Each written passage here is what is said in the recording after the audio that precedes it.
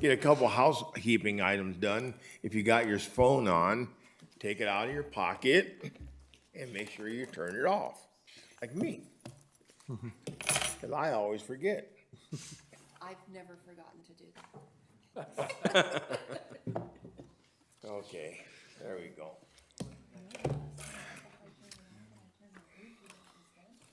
With that, we want to, It went off and told me and I got jumping. okay, let's do that pledge, huh? Sounds good. Yeah. Good. Yes, ma'am. Ready, begin. I pledge allegiance to the flag of the United States of America and to the republic for which it stands, one nation, under God, indivisible, with liberty and justice for all.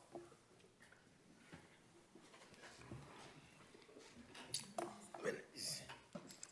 Okay. Got roll call for me, please?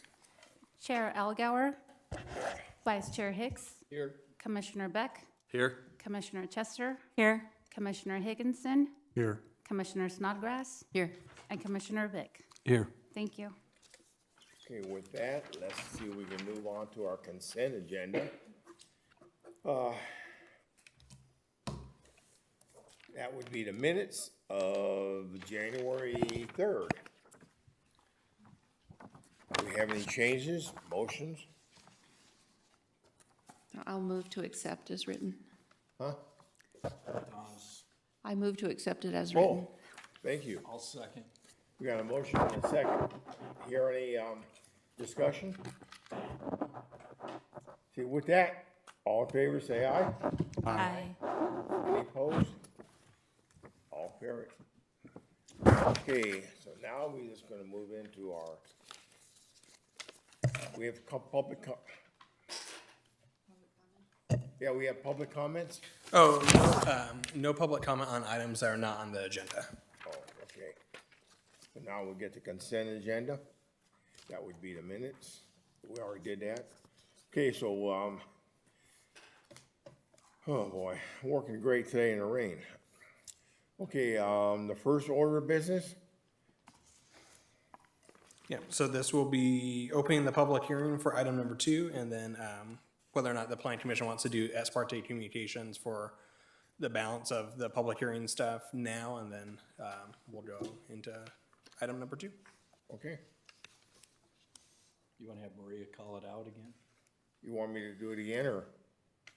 Or if there's any ex parte communication on any of the public hearing items. None. None. No. All right. Oh, wait a minute. I talked to two gentlemen out front as we came in, and this just happens to be their item. No big deal. Just said hi. Sounds good. All right. So Christian will do the presentation for item number 2. Thank you, Honorable Chair and Planning Commissioners. Today I bring before you item number 2, case number 21-204, a special use permit for the architectural review of a 15-foot tall, 750 square foot detached metal RV building with a minor variance for a 40% reduction in side yard setback to allow for a 6-foot setback in lieu of a 10-foot setback on a residentially zoned property at 11647 Grove Drive. The site is located on an approximately 0.59 acre parcel within the single residential 20,000 square foot minimum land use district, and is surrounded by similar homes within this RS20M land use district on all sides. The detached structure is proposed to store the applicant's personal items and recreational vehicles. The site is currently improved with a 2,764 foot home with a proposed garage that is to be 750 square feet and 15 feet tall at peak height. The proposed garage fits within all RS20M setbacks with the approval of the proposed minor variance and is located behind the primary residence. The structure itself features a gabled roof that has a 13-foot peak height and a 13-foot plate height and a 15-foot peak height with a roll-up door on the front and an access door on the rear. The Metal garage also features windows along the north elevation that's not shown here, and is to be painted sandstone with a brown roof and trim and white doors to tie in with the existing residence. So to go into the minor variance request, the applicant noted the difficulty of fitting anything on their property given a pretty significant change in grade at the rear. You can kind of see it here. There's about a 20-foot change in grade, starting at approximately the last third of their property and going to their neighboring property. You can kind of see the top of their home is at the bottom of the neighboring residence as well. So due to that significant change in grade and limitation in the rear yard, they're requesting reduction in the side yard setback of 40% to allow them to encroach and have the maneuverability to get their RV into the RV garage.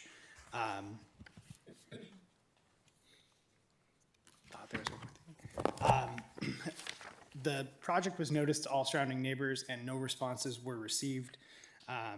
And therefore it is staff's recommendation that you review the architectural design of the proposed metal structure, adopt the special use findings, the minor variance findings as contained in the agenda report, and adopt a categorical exemption, section 15303 class 3 and 15305 class 5, and direct staff to file a notice of exemption.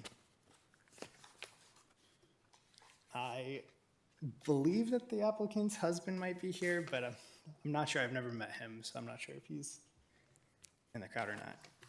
If you guys have any questions, or hopefully if he's not here, I can answer them. So is the applicant here? I don't think so.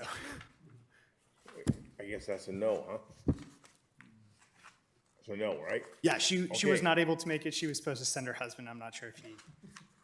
All right, we have any public comment? We have no public comment requests on this item. Okay, guess we'll close this public hearing and we'll move to commissioners. Commissioners, we have any questions? Any motions? I move to approve. I'll second. Okay, we have a motion and a second. All those in favor? Aye. Aye. Any opposed? Seeing none? Nobody wants some food? Yeah. Next item on our agenda is the conditional use permit. And young lady will be taking it. Honorable Chairman Algauer and Planning Commissioners, this is item number 3 for a conditional use permit and architectural review that was submitted by the applicant Angel Martin. And it's to permit a storage facility that would include 28 RV parking spaces, as well as 50 storage units, and then a 320 square foot caretakers facility that would be located on the subject site to support the operations and kind of security of those units. And the property is located at 12183 10th Street. So first, I'll go over some prior history on this property. I believe some of you guys may have been on the Planning Commission to experience some of these previous approvals, but on November 6, 2019, the Planning Commission approved case number 19086, which was for a CUP to permit truck and RV storage on this vacant parcel, and it was in response to a code enforcement case that had been ongoing. There were some expedited timelines and actions to be taken for that case, given the code enforcement kind of case on that property, and unfortunately those weren't taken, so the approval ultimately expired, and the prior owner decided to sell to Extreme Plates, which is a local business startup from the city's incubator center, and they specialize in the rental and sale of steel metal entrance plates. On October 6, 2021, the Planning Commission approved case number 21-125, which is a planning use permit to support the operations of Extreme Plates at that site. But during the escrow process, a deal was unable to be reached between the prior owner and Extreme Plates, so they ultimately found another location within the city and are currently operating on Dunlap Boulevard. So then this subject site was sold to the current project applicant, Angel Martin, who proposes the following RV and storage site. So the parcel is shaped as a flag lot and is 1.61 acres, again along 10th Street. And the zoning is actually split zoning for general commercial kind of towards the rear property, and then single residential is about the first quarter, kind of along that flag portion of the lot. Surrounding uses include Center Point Plaza, kind of along the rear, which is a commercial complex, as well as a senior care facility to the south, and then some single-family residential uses surrounding. In regards to the site improvements, there are, again, 28 RV spaces proposed, which would be 12 by 40 feet long, and those would be kind of isolated on the north and south property lines. 50 self-storage units, which are proposed within 80 by 40-foot storage containers that would be located more towards the rear of the property, as well as that 320-square-foot caretaker's facility, which is allowed as an accessory use to commercial operations pursuant to the development code. And then access would be provided by a 26-foot wide paved access along the flag portion of the lot, and would be paved, and then the remaining area of the site is proposed as aggregate base. So in regards to the architectural review and the proposed elevations of these structures, I did want to note that the original submittal had building elevations that were just proposed as standard storage containers. So staff did meet with the applicant and provide documentation as to reasons why we were looking for some additional architectural enhancements to the design, as this is kind of a lasting use within the city and would better support several general plan policies related to high quality and well-designed projects. The plans were then revised after an on-site meeting with staff and the applicant, and as well as the representative, and now include pitched roofs, light fixtures, and 2 color schemes along the kind of front elevation to sort of serve as an accent panel, which would either be in the color tone citrus notes or blue jazz age. The Planning Commission may consider any additional recommendations for this design. And ultimately, the project complies with our general plan and development standards in regards to landscaping requirements, setbacks, and parking spaces. There was some emphasis on the landscaping, and this kind of came to be based on our in-field meeting with the applicant, and the desire to focus on buffering of kind of the adjacent uses along the north property line. There's some additional kind of landscape screening. The applicant, rather than investing in a costly block wall, would prefer to replace the existing chain link and kind of provide more of a green space buffer. Again, along the flag portion of the lot, larger, more mature trees are proposed, which would include ginkgo trees, and those happen to actually be my favorite tree, so that's cool. The separation between the existing adjacent residents would kind of be buffered again by a detention basin that would serve as kind of a WQMP capture of runoff, and so that would provide a 57-foot buffer between the rear property line and then the actual kind of commercial operations in the caretaker's facility. There's some existing site photos. So there are some perimeter block walls along the southern property line and here along the entrance to the site. Project notices were sent to surrounding property owners, and one response was received by that adjacent residence who was involved in some of the prior project approvals as well and expressed some frustration with prior history and no progress, but unfortunately the last approval really just had to do with escrow transactionary problems and kind of that close. Hours of operation and the proposed caretaker's facility being located behind his residence, but that is something that is approvable as an accessory use and kind of does serve to mitigate the buffer between the residential and then the commercial operation, as well as potential runoff onto his property. But as a standard condition of any CUP or development project within the city, a project is not allowed to exacerbate historical flows, so water should be captured within that detention basin or any other determination based on that WQMP to be submitted for review. And then as infill development that's less than 5 acres, the project qualifies for the class 32 CEQA exemption. Again, as a standard condition of new development, the project would be required to pay into the development impact fee program, which using our current fee schedule is approximately $180,000. And this is based on the 320 square foot caretakers facility, which is assumed under the kind of residential lens of our DIF impact program, and then 30,000 square feet of commercial development, including the RV spaces as well as the storage units themselves. So it's staff's recommendation that they approve the conditional use permit subject to the conditions of approval, review and consider the architectural design and make any necessary changes or recommendations that may be seen as needed, and then adopt the conditional use permit findings, categorical exemption, and direct staff to file a notice of exemption. The applicant and representative is available for any specific questions as well.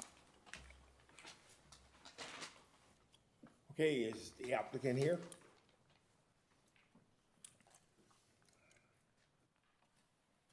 Good evening, Mr. Chairman. It's good to see you again. Yeah, always good. Member Commissioners, thank you. My name is Dan Haskins, Principal with Land Engineering Consultants here in Calamasa. We reside at 650 Avenue K, Calamasa, California. I want to introduce to you one of our newer associates. He's one of our design guys. This is Mr. Chris Wright. I'm bringing him up to introduce you to you because I'm getting old and we want to sort of transfer the new blood into the system. So I wanted you to welcome him, and I know you'll make him feel welcome too. So we've been working with Madeline and Ben. They've been great.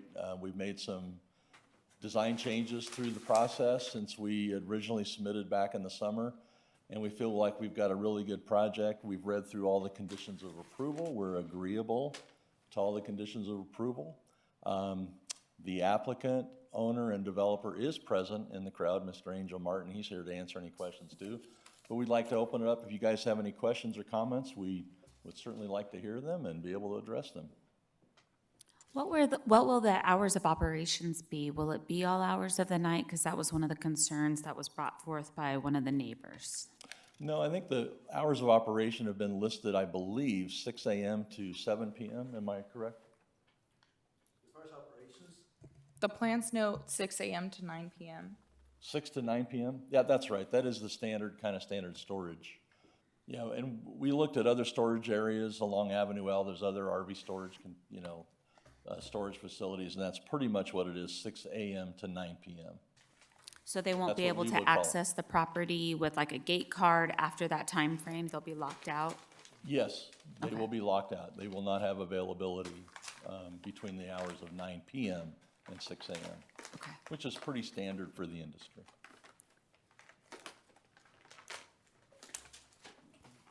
Okay, anybody else have a I question? just have a question. Is there any chance to get more, to get one or more of the sites longer than 40 feet? I think that could be accommodated. We have a plentiful width on the drive lane, 'Cause so if there 40 needs to be feet is like a flexibility. 35, 36-foot RV, but, pin to bumper could be 40, or, so, anyway, to accommodate longer RVs? Yeah, currently, the plan is right now, we've got a 10-foot minimum planted area against the property line and a minimum, we have a 40-foot space on all of the spaces, and we only have one of them, I think, that's reduced to about 32. But if we had to provide a lease on one that exceeded 40 feet, there's ample room for the fire lanes and turnaround distances and things. Unless that would be an issue with planning, we could probably add that tonight as a comment on the conditions that, some of those spaces could be accommodated for deeper lengths. So in, reviewing the site plan, the fire department accesses, which is really what we need to make sure we have, is 26 feet wide, is what they're showing for the fire hammerhead along the plans. And then they're showing from essentially front of the lease space to the next available lease space is 50 feet. So there's certainly a surplus of land available for the park, like a So you could larger size. accommodate that without having to change the site plan, then, Yeah. it sounds like. Okay. Yeah, as long as the fire access and ingress and egress for the maneuverability of the vehicles is maintained, then that's all that the planning department will need for that. So if you have a little bit of a bigger, diesel pusher, you'll still be able to probably fit it there without any conflicts with the And site. before I ask too many questions, is Is Mr. Bell here tonight, the resident that sent the letter in? Is he here to speak tonight? No, he's not here. So have his concerns been satisfied that you're aware of? The comment letter that I received was directed to the applicant's team, and I'm unaware if they had any correspondence with him, but I did give him a call and didn't receive any further follow-ups. Okay, Yeah, I think only 2 planning commissioners are still, maybe just, I think maybe just JR is the only one that was part of, when the original application for the original owner came in, and they were running a trucking company with trucks moving all hours of the night. And so that was what really had set that neighbor, understandably, frustrated. And so that's why that case. And so I think as a more lower activity, storage operation versus a trucking company, hopefully that will be much more palatable for him than what he was experiencing with that prior tenant that was in code. thank you. I have one question. Go ahead. Are these containers, are they new containers, new roll-up doors, or are they bringing them, are they used coming from somewhere? I'll let Angel answer that. They call it one-off, meaning they only been used one. Okay. So they're one-off, they only been used one time, so once they arrive, they're literally new. Okay, Yeah. Yeah, I want something that's gonna be durable and nice looking and all that stuff, so yeah. okay, all right, that's the only question. So, but no roll-up doors. This is using the container doors, correct? Yeah, yeah, on the ones that come in will be containers. There's a small group in the middle eastern portion of the property. Those will have roll-up doors installed on them because they'll be offered as 20-foot lengths. Because we don't want to offer all 40 foot, so we did want to offer some 8 by 20s. And those will have roll-up doors, security doors placed on those. But just that grouping there, yeah, thank you. The 40s are all, Yeah. okay. So I guess the only question I would have is, you know, vectin or rodent control. Is, you know, they have a tendency to dig under containers and get between them and run up around the roofs. And so is there some plan to seal those off to keep that from happening, or? I would ask that back to Angel. And I'm sorry, what was that question? On the containers, you know, Okay. one of the common problems with containers is rodents digging underneath them. And I know you have a roof structure on them, but is there any plan for sealing between the containers to prevent rodent access and So as far as also underneath? underneath it, yeah, Well, so, in between and underneath. You stack them next to each other. so they're gonna be sandwiched together, so. It would be, I can always put traps to make sure, you know, like anything else, but nothing, the good thing about a metal container that they're literally all made out of steel all the way around, so nothing Not can really the get in there unless you open it in, you know, open it, but, The floors are wood, though, so they have a tendency to chew up through the floors. But are there slabs underneath the containers? I guess is my no. question. They'll be sitting on gravel. I currently have some other ones in other properties, but they, even when they're 20, 30 years old, they're still together. It's one of the strongest. The floor and the walls, the floor is the strongest, but even the roof would be like the weakest point out of the whole container. Yeah, well, they're solid steel. I have a number of one-use containers, so I'm pretty familiar with them. But I think that would be my only concern is how you seal the roofs on the containers, because you're building these roof sections, but how you seal that to prevent, you know, rodent access in them.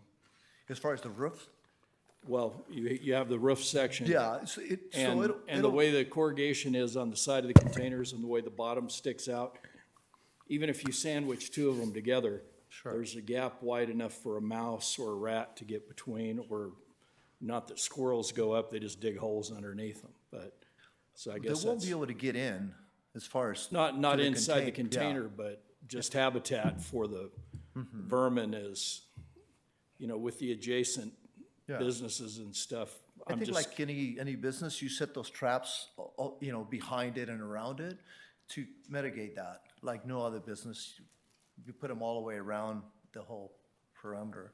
Yeah, And that'll, yeah, I'm not as concerned about them getting in the containers as just creating, I guess, habitat that might affect sure. the neighboring businesses. But I think at one point in time, they need to come out. They can't just live underneath there. So they have to come out, and that's where you have those traps. And I think we can take care of that. The good thing about also setting them on gravel, because if they're on concrete, you got some real gaps. But when you set them on gravel, they actually sink in a little bit. So there's a lot less room underneath it for activity like that. Well, actually, on concrete, the perimeter channel sets right down on the concrete, so nothing is able to burrow underneath it. But when you set it on gravel, they'll dig underneath it, and there's about a 4-inch gap underneath those containers between the framework and the bottom of the floor. And so, there's room. And as far as I know, are there any other container storages in the city? Ben? No, we don't have any facilities like this that are made out of that type of construction. We do have a few residents that have storage containers that have been dressed up to look like sheds, but nothing of this caliber. Right. No, and that's my only concern is, I mean, I guess as far as planning goes, I don't have a problem with personally of approving something like this, but if we're gonna set a precedence for this, look at what the potential could be for, that vector rodent infestation. And like I said, I'm not worried about them necessarily there, but, you have Time Out Restaurant right across the fence from there that, it provides a food source in the trash cans there that you always have a problem with, so.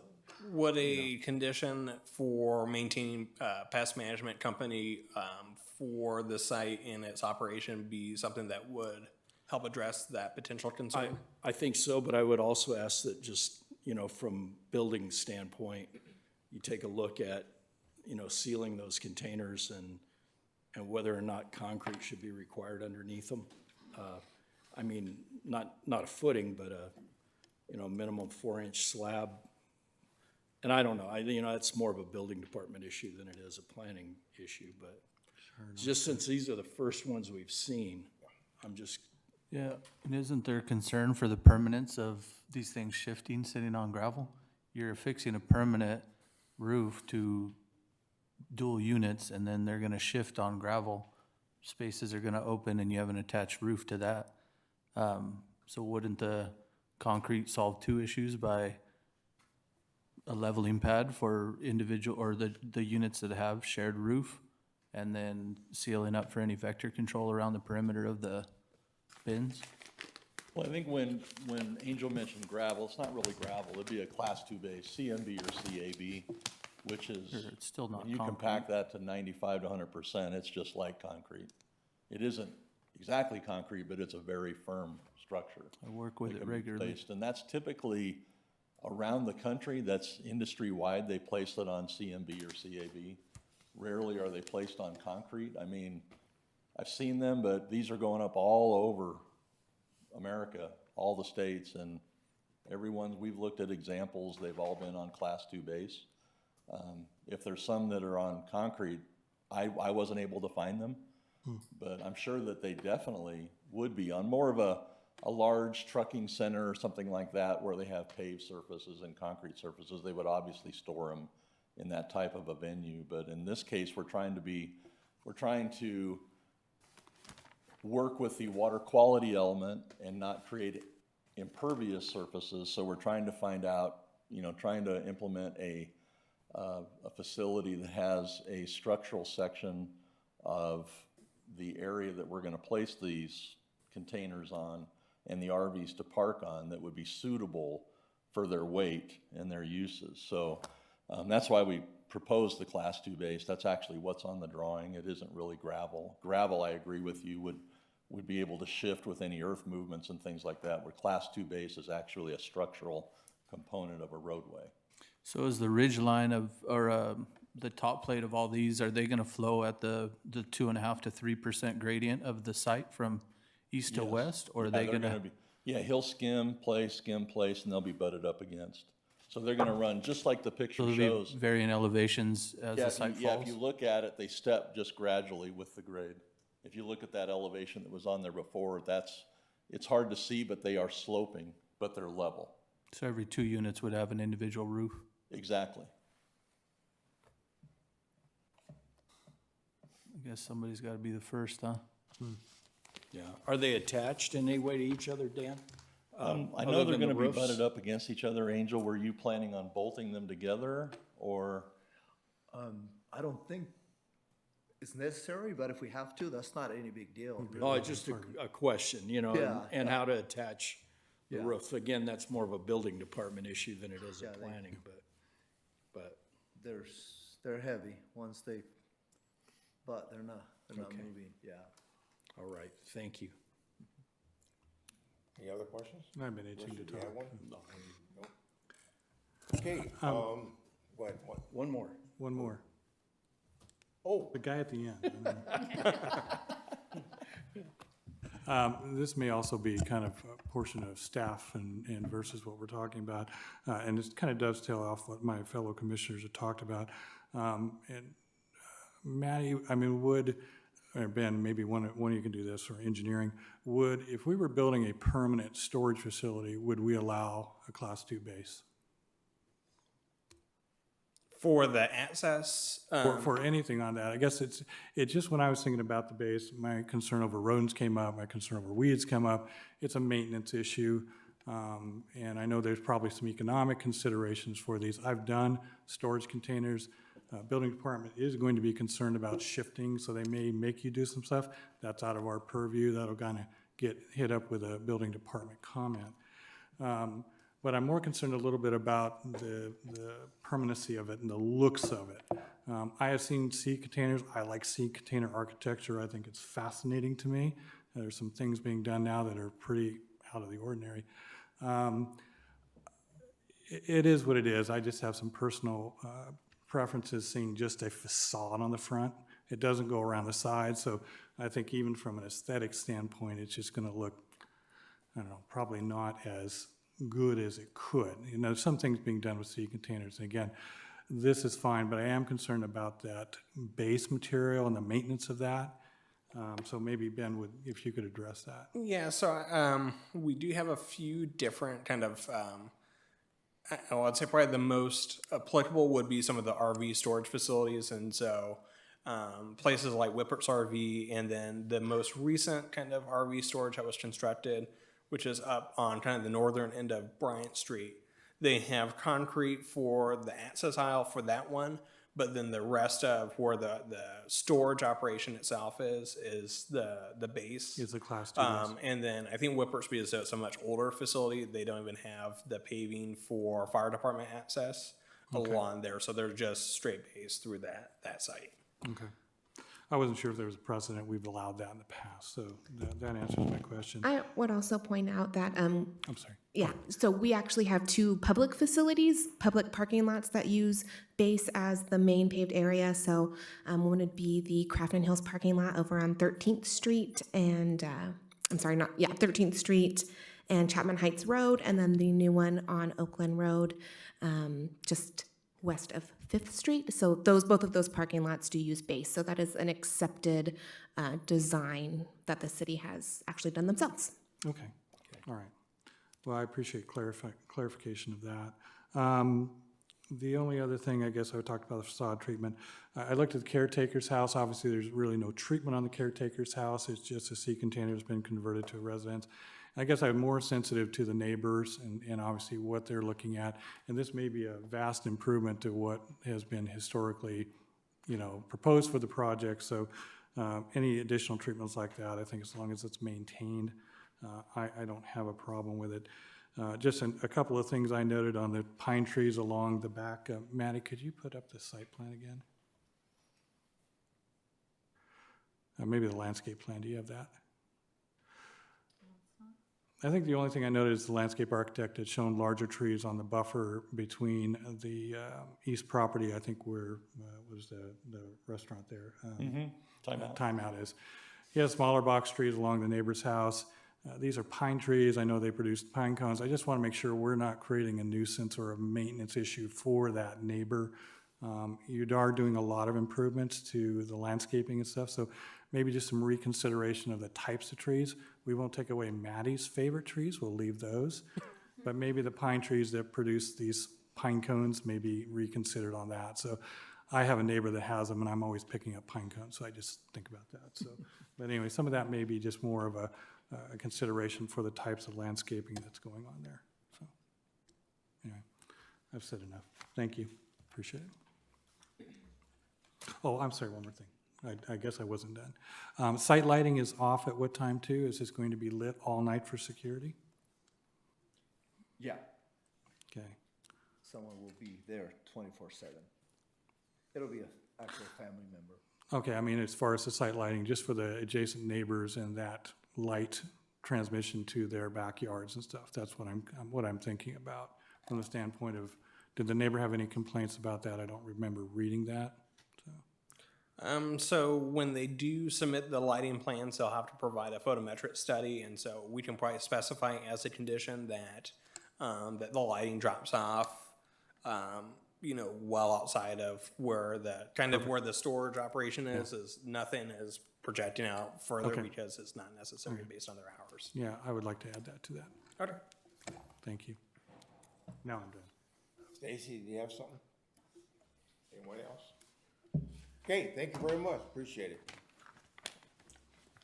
After with that, Ben, we have any public comments? No public comments on this item. Okay, well, then we can close the public hearings and move to the commissioners. Commissioners, any comments, remarks, motions? I think being in the grading industry, my biggest concern with 4 inches of Class 2 base is heavily dependent on the contractor's ability to compact the subgrade below it. And otherwise, yeah, it doesn't matter if it's put to 95 at the initial test. So this thing not going to hell in a handbasket in a short duration of time is heavily dependent on the ability of the contractor to do their job. And just not a whole lot of that going on right now. I agree with that. Yeah, it's a tough go to be the first, but I guess if I'd seen it done multiple times, I'd be a believer, but I think there's too many holes in this armor. It just doesn't resonate right now.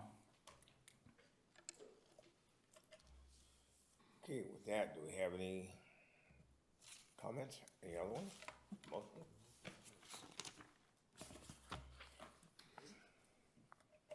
I'll make a motion to approve with the condition of the lighting photometric and make sure the hours of operation are no later than that 9 o'clock time, and also with the vector control.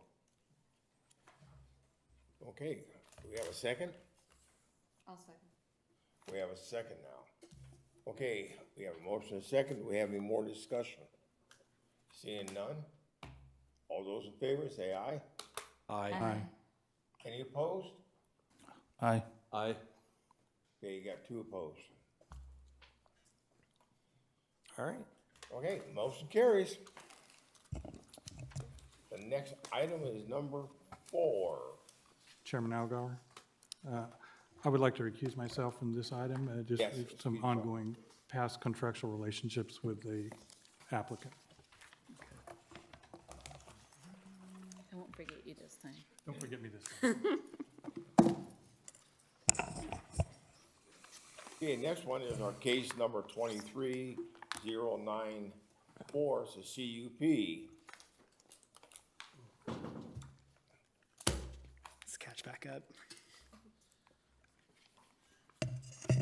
Thank you, Honorable Chair and Planning Commissioners. Today I'm before you item number 4, case number 23-094, a conditional use permit and architectural review for the final phase of the Yucaipa Gateway project. That includes the development of a 1,385 square foot drive-through coffee shop and a 2,492 square foot drive-through restaurant on approximately 1.95 acres as the continuation of the Yucaipa Gateway project located at the southwest corner of Oakland Road and 14th Street. The applicant also proposes an amended development agreement to reflect the current project and any updates. So we'll run through some of the prior actions on this site. Case number 14-016 was approved for a multi-phased commercial center that included a 3-story, 92-room hotel, a combination restaurant office, a drive-through restaurant, and a convenience store, car wash, and fuel station.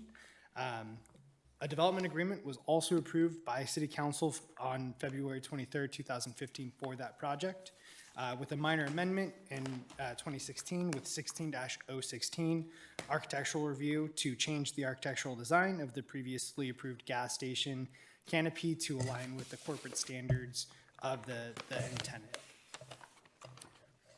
Further, prior actions, after the construction of Phase 1, case number 18-150 was submitted to ensure an active entitlement. The focus for that phase, Phase 2, was to construct the hotel and included architectural design that was completed to meet the new La Quinta del Sol design. And now that case number 18-150 has since expired, before the final phases could be built, the applicant brings forward this project to, one, rectify the design changes that have resulted in the time period since, and to ensure an active entitlement. Further previous actions include case number 22-008. Some of you likely do remember this. It was a land use compliance review for the freeway-oriented sign for this project. It was originally approved, here you can see at the northwest corner, that P1. Following some of the actual grading and work that went into the engineering of this site, they realized that based on their WQMP, they would have to relocate the sign, and so now they are proposing P2.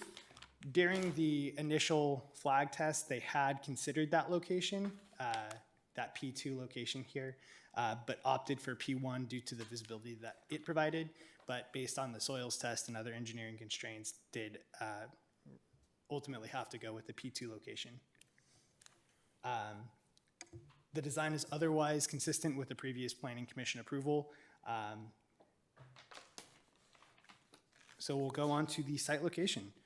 It is located on the last 1.9 acres of undeveloped land within the Yucaipa Gateway project, with primary visibility along the I-10 freeway and Oakland Road.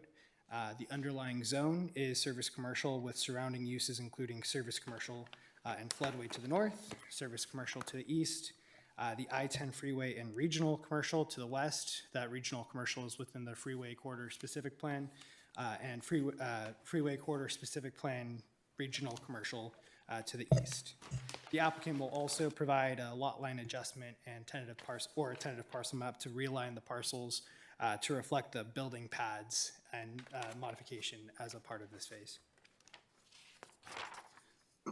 So the conditional use permit for this phase includes phase 3 and final phase of the Yucaipa Gateway project. It includes a drive-through restaurant, which is a layout that's largely consistent with the prior approval, but the structure size has been reduced by about 1,000 square feet to a new size of 2,535 square feet.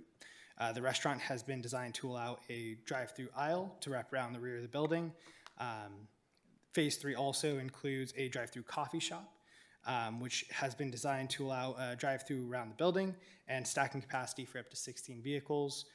It is only a drive-through restaurant, or a drive-through coffee shop. There is no internal lobby, but there is kind of an outdoor area as well for people if they do want to sit out there. So the drive-through restaurant elevations are, again, consistent with prior approvals with the tentative that were provided with previous phases. The Tuscan-inspired design is meant to match the existing gas station with exterior features like arched doorways, shuttered windows, faux wood trellis, and Spanish-style tile roof. It has painted stucco with primary colors proposed to be milk mustache and earth-colored accents, including crisp muslin and buckskin. Details include tile veneer, decorative doors, and faux window framing, along the windows with wood corbels along the tower and window elements. And the building includes attached metal elements with decorative light sconces to provide additional architectural detail. You guys can take a second to look before I switch. Those are the proposed elevations. The drive-through coffee shop is again proposed to tie in with the Unified Commercial Center using the general design and colors that have been proposed previously. The building features a mixture of colors and materials, including an earth color stucco facade painted functional gray with a rustic ledge with stacked stone veneer along pop-out features on the front, sides, and rear of the building. The northern elevation includes a tower element with horizontal faux wood siding, stacked stone at the base, and a wraparound metal canopy that extends along the side elevations that are painted a pre-finished black and is intended to tie in with the La Quinta Hotel tower design. The roof features a variation of height and includes metal coping banding along the top to be painted knight's armor. You want to take a break? Yeah, You want to get up or you want me to roll you? Here, we'll take a pause right now. Couple-minute break? yeah. Yeah.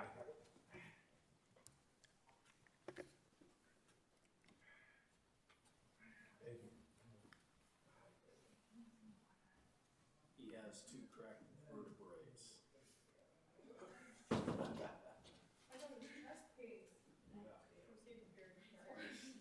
Just started. Yeah,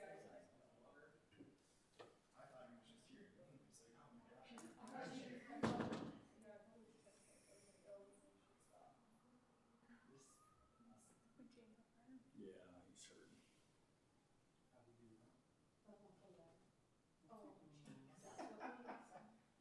That's the good question. That's the good question. We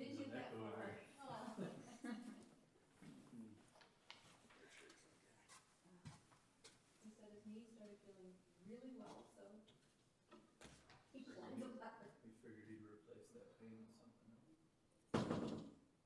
Can never take the boy out of the man.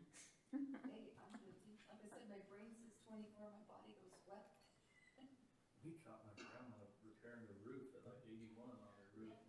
And I said, look, Nadine, she's got 16 grandboys. She could have called any one of us. And we pulled up going, what are you doing?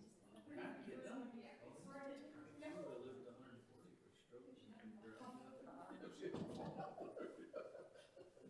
That's that generation. And she wouldn't wait for us to get there. She said, we're going.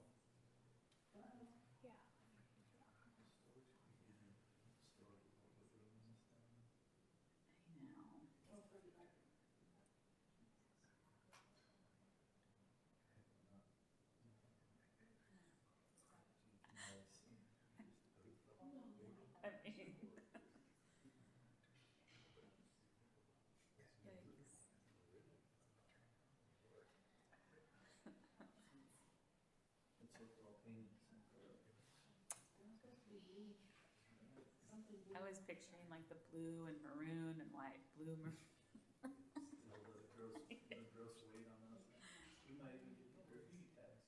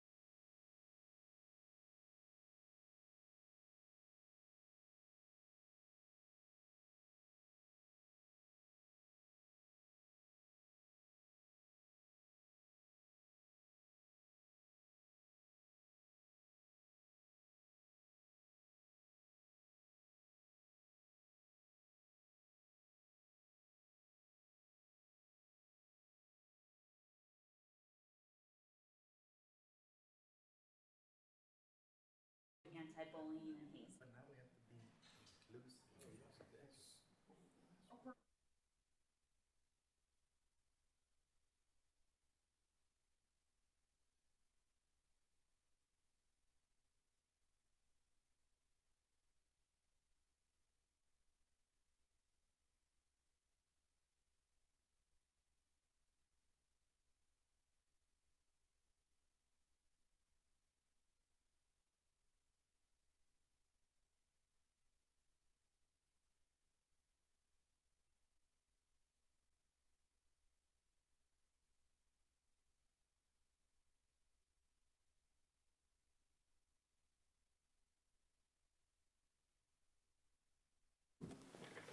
Okay, with that, I guess we can continue. We will resume. I'll speed it up. The building also provides a pop-out along the rear elevation to provide some additional articulation. The applicant has also noted that there will be some additional features that are provided that are specific to the branding of the end tenant. And so there's some signage and some other things that'll be added to tie in with their corporate requirements. The landscaping has been designed to tie in with the existing site overall, and so the landscape basin along the northwest corner will be planted with perimeter planting and an emphasis along Oak Glen Road and the I-10 freeway.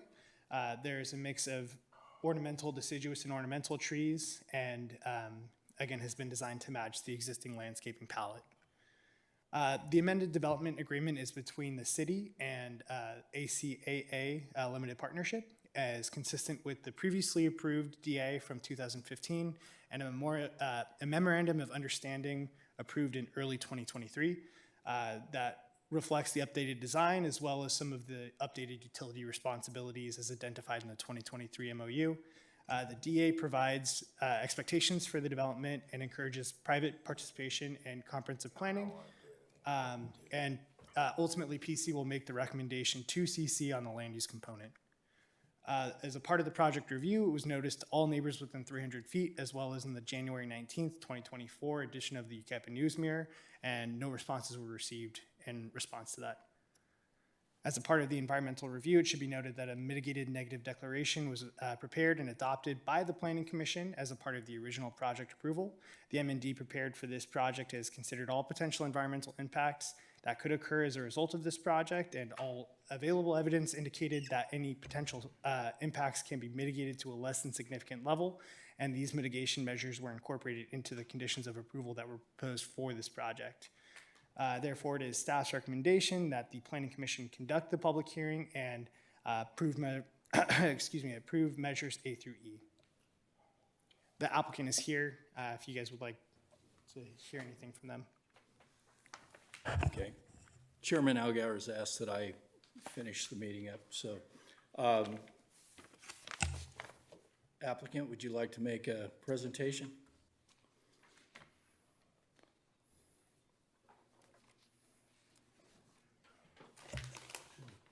Good evening. My name's Alex Musino. I represent ACALP, the owner of the property.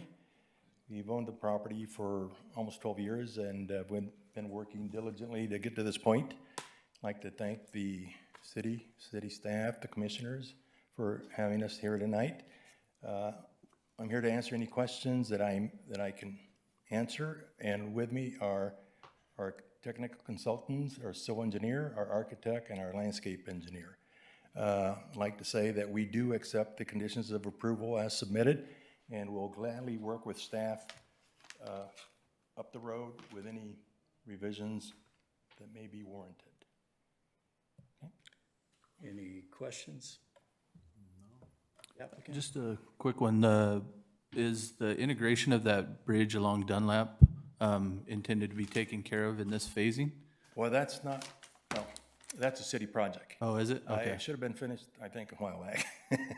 Hasn't been finished. Yeah, so that was a condition that the city would do that project. The old bridge that was there, which was the flood risk, or what had the property in the flood control or in the flood zone, has been removed. And so the city has been working on completing that. We're getting close, I think, to the final phases of that work. There was a high pressure gas line, and so some of the utility coordination is what created some delays getting that through, but we're now on the final stretches, which is nice. And it's substantially higher than the corner of Dunlap Boulevard there. Is there plans for integration of that road into the roadway? Yeah, that's correct. So there'll be some additional work to raise that portion along Dunlap and then the connection to 14th Street to kind of complete that out. And then it will serve as part of a exit only for this particular project. Okay, I apologize for using your time for city No, questions. no, no, not a problem, anytime. How are we gonna get all this traffic out of this center onto the freeway right next there to it? I mean, there's gonna be a lot of traffic coming out on there, and, you know, there's just an awful lot of hitting there. Are they gonna go back out Dunlap Boulevard too? Yes, that's an exit. That's gonna be an exit only. Okay, And and then then- how are they gonna have to go all the way back up to get back on the freeway, or? Well, over they to can get, 14th no, there's, Street? before they get to the bridge, they can make a, Oh, they can head east to 14th and then come back to the light and make a right. Or they can, you know, go in between the new development and the Arco AMPM and go on to Oakland Road. Yeah, so if I may add in, so right now the site currently does have entrances and exits along both 14th and Oakland Road. Here, consistent with the original approval, and then certainly the bridge being the exit only, which will allow them to connect to 14th Street and then back around. And so the maneuverability of that is consistent with what was approved and assessed with the original project in 2015 when that was approved. And then certainly some of the square footages for the restaurant tenants are now smaller, so the total kind of occupancy is actually gonna be less than what was originally assessed back then. So it will be within what was assessed as part of the overall project and comply with those requirements. And yeah. Any other questions? Applicant? Thank you, Alex. Thank you. I haven't seen this guy for 20 years, but I know him. Thank you. I had more hair, Tony. So did I. Thank you. Any public comment? No public comments on this item. Then we'll close public comment. And commissioners, any other? The exit from that whole center, the Gateway Center there, is that a right-hand turn only coming out and then towards the freeway? Oh, on Oakland Road, yeah, so the only way you can leave from Oakland Road here is the right-hand turn, just because there's the center median that is along there. Yeah, I know JR's concern is traffic, but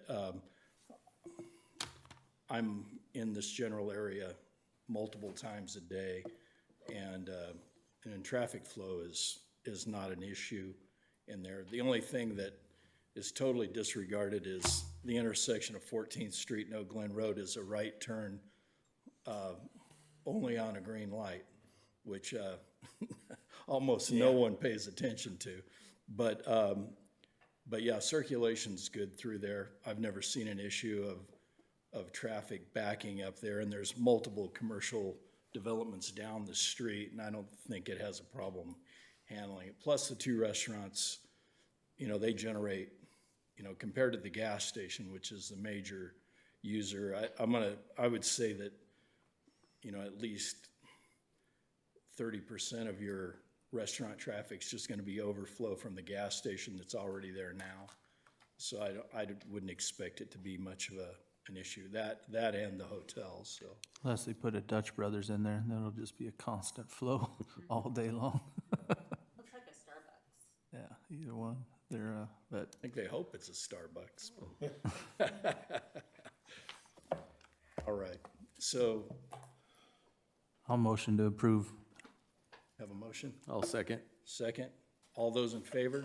Aye. Aye. Motion carries. Thank you, guys. All right, I'll have you grab Commissioner Higginson back, and then we'll go into announcements, and then.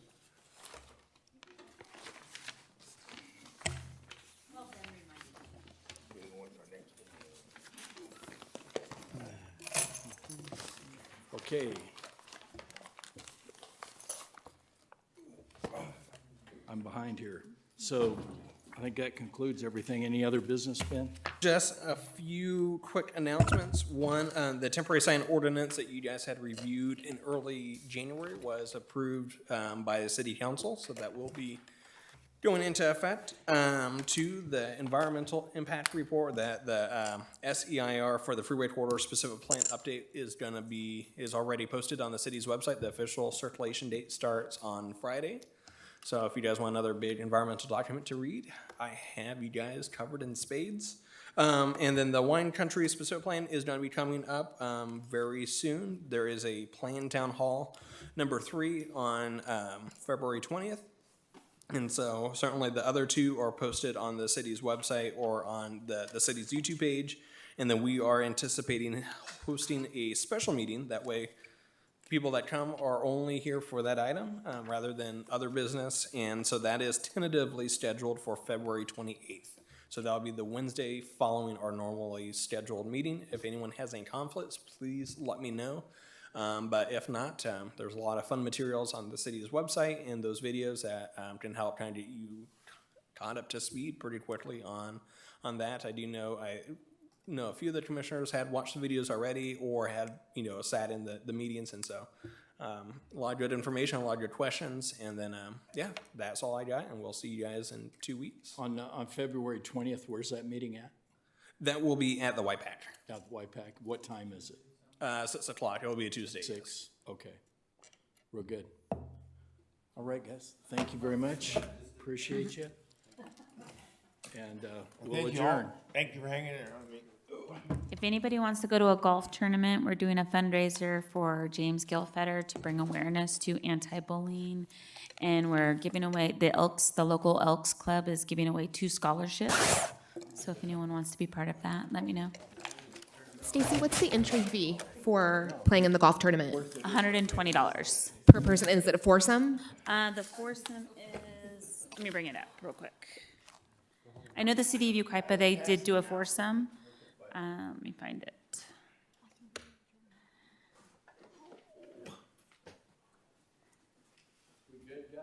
Yeah, we're good.